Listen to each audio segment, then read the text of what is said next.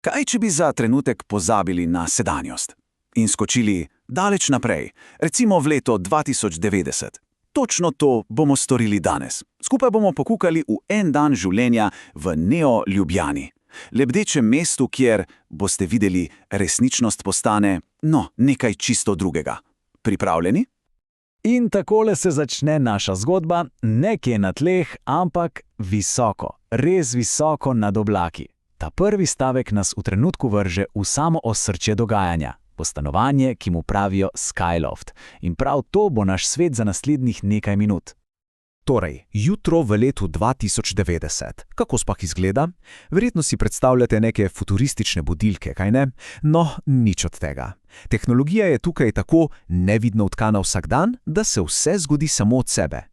Že od prvega trenutka, ko odpremo oči. In kdo vse to ureja? Spoznajte Arijo. Ampak pozor, Arija ni samo neka umetna inteligenca ali glasovna asistentka, kot jih poznamo danes. Ona je dobesedno živčni sistem celotnega stanovanja. In kar je najbolj fascinantno, je njena personalizacija. Njen glas ni naključen, je mešanica Scarlett Johansson in neke stare ljubezni. To je res globok vpogled v to, kako se tehnologija prepleta z našimi najglobšimi čustvi in spomini. Ona ve, kaj potrebujemo, še preden se tega zavemo sami. In samo okolje, poglejmo si ga malo pobliže. Ne gre samo za luksus, sploh ne, gre za popolno, ampak res popolno zlitje tehnologije in narave. Strop? To ni strop, to je okno v vesolje, skozi katerega vidimo pravo rimsko cesto. Tla? Narejena so iz recikliranega bazalta z Lune. Vsak detajl je premišljen, da ustvari občutek, brezhibnosti.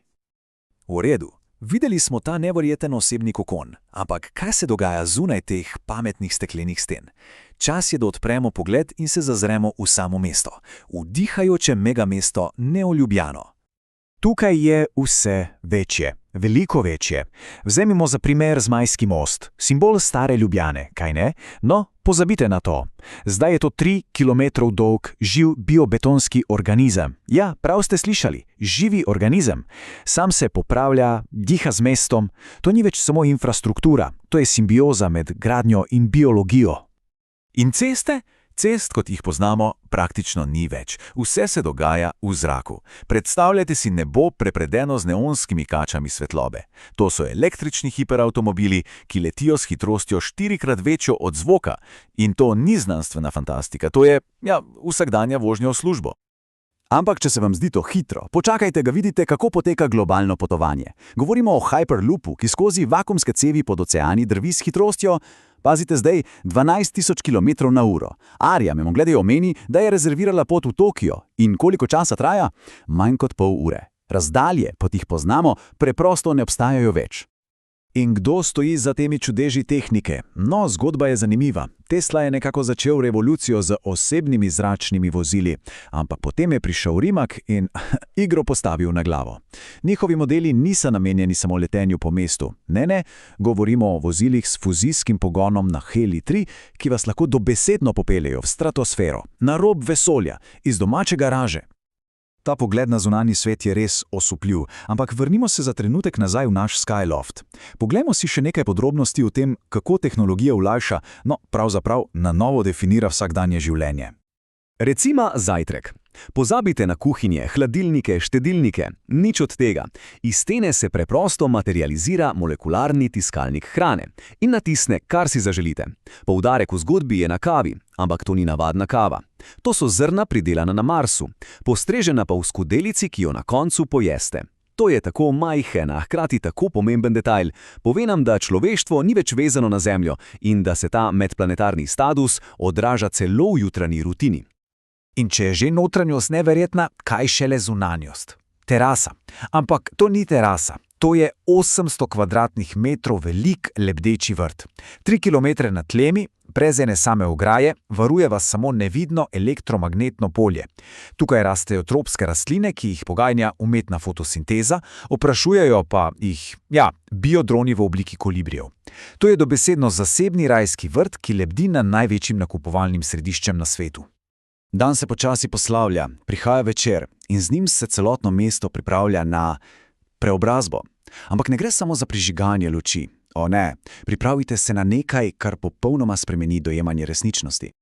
Točno ob 20:90, ja, čas merijo malo drugače, se aktivira Night Sky Mode. Vse, ampak res vse luči v mestu ugasnejo. Vse steklene stene stavb postanejo popolnoma prozorne. Za trenutek celotno mesto izgine in vsi prebivalci so združeni pod enim samim neskončnim zvezdnatim nebom. To je kolektivni trenutek miru, preden se začne prava igra. In kaj se zgodi potem? Kaj se zgodi, ko si nadenemo očala?